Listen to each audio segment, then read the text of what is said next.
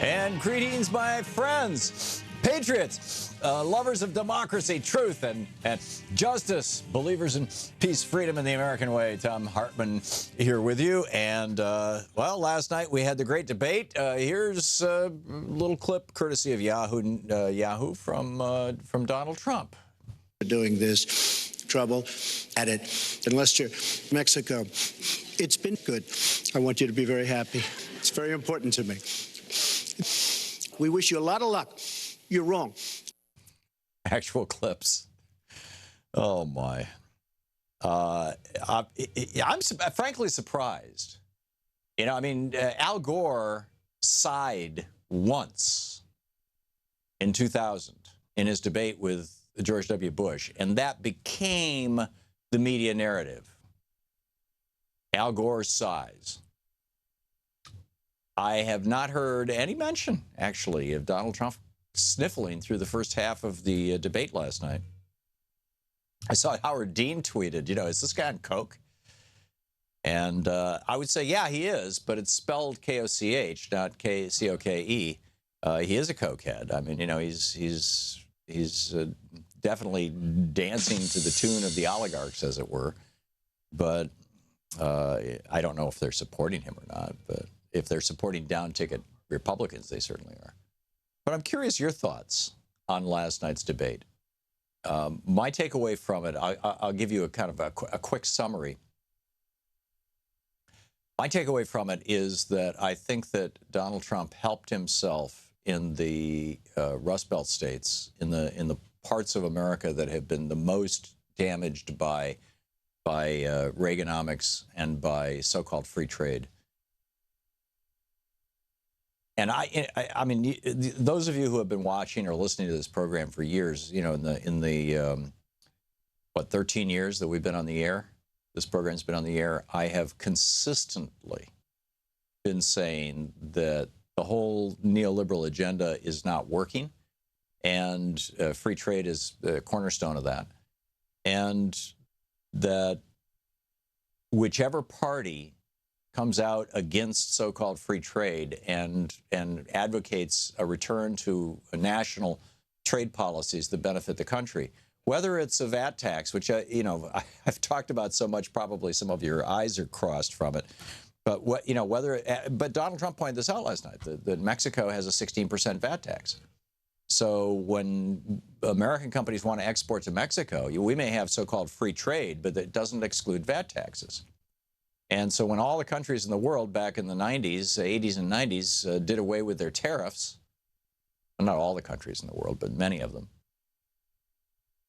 one option to replace the tariffs was a VAT tax, and we didn't do it, and Mexico did. And Germany and Taiwan and South Korea and China and Japan and, you know, pretty much every European country, the UK, everybody's got a VAT tax, which they use as a tariff. So, you know, it's a functional 16% tariff. In Germany, the VAT tax is 17%, but they discount on the way out and charge on the way in. So it's functionally 34%, 17 times 2. And so, you know, I felt like in the first 15, 20, 30 minutes, maybe at the most, Donald Trump had a lot of energy. Whatever he was sniffing was keeping his brain going. But then when the sniffles faded out, so did Donald. And I thought Hillary Clinton made a lot of good points. And I think and that's why I think that, you know, this isn't,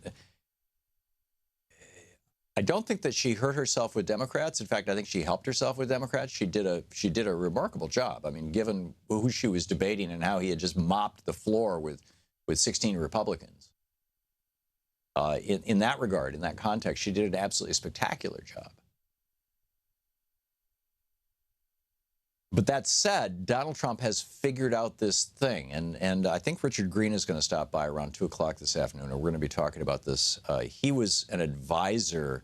You'll recall a couple of weeks ago, I did a long segment, you know, the better part of the first half of a half hour on Duarte. I'm not exactly sure how to pronounce the name of the new president of the Philippines. He's been the new president for about 9 months. He has hired assassins, actual hit squad, mafia hit squad people, to kill drug dealers and drug users.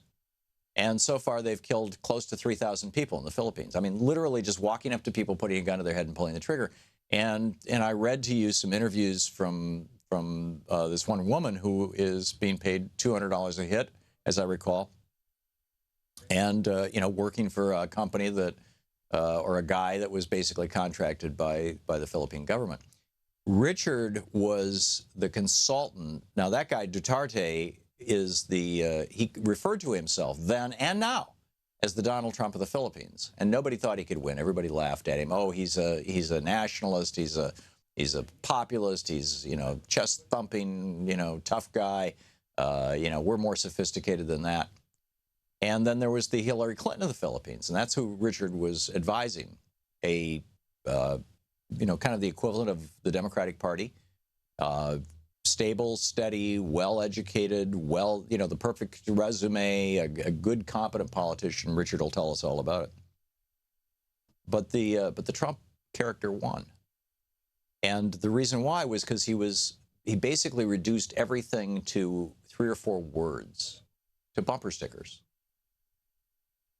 And that's what Donald Trump has been doing through this entire campaign.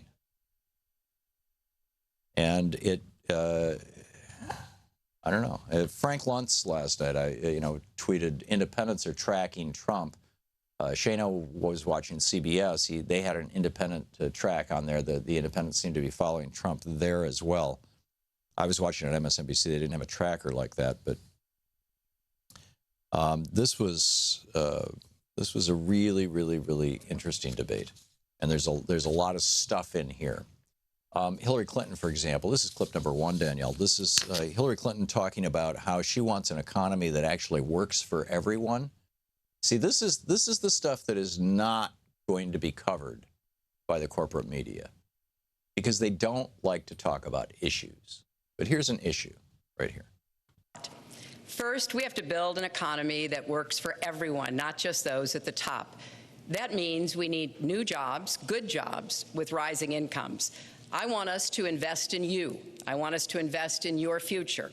That means jobs in infrastructure, in advanced manufacturing, in innovation and technology, clean renewable energy, and small business, because most of the new jobs will come from small business. We also have to make the economy fairer. That starts with raising the national minimum wage and also guarantee, finally, equal pay for women's work. There you go. I mean, it's brilliant. In any other, I mean, it's a very straightforward expression of Democratic Party goals, standards, ideals. And in any other election season, that would have been, just to knock it out of the park. There it is. Great stuff. But and she went on. She said that the clip number 2 here, that the wealthy should pay their fair share of taxes. I also want to see more companies do profit sharing. If you help create the profits, you should be able to share in them, not just the executives at the top. And I want us to do more to support people who are struggling to balance family and work. I've heard from so many of you about the difficult choices you face and the stresses that you're under. So let's have paid family leave, earned sick days. Let's be sure we have affordable child care and debt-free college. How are we going to do it? We're going to do it by having the wealthy pay their fair share and close the corporate loopholes. Now, see, there's a lot of stuff in there, and you're not going to hear any conversation about this. So, okay, debt-free college, that's a great idea. How do we grow the economy? She is laying out actual specific policy proposals, and basically, the media is only interested in treating this as if it's just a kind of a cage match. And tragically, I think Donald Trump thought of it as a cage match, but she said, I also want to see more companies do profit sharing. Okay. I would love to know more about that. I think companies doing profit sharing is a great idea. You know, they share profits with their stockholders. It's called dividends. But what about sharing profits with their employees? Isn't that a good idea? I think it's a brilliant idea. So how do you encourage companies, particularly publicly traded companies, to do that, where the stock value has become the principal metric by which the CEOs are paid? Because profit sharing is going to reduce dividends. It's going to, it's not going to necessarily reduce the stock value, but it's going to reduce the dividends because it's taking some money out of the company. How are you going to do that? Are you going to, is there a tax benefit? But you're not going to hear a conversation about that in the media because they don't care about issues.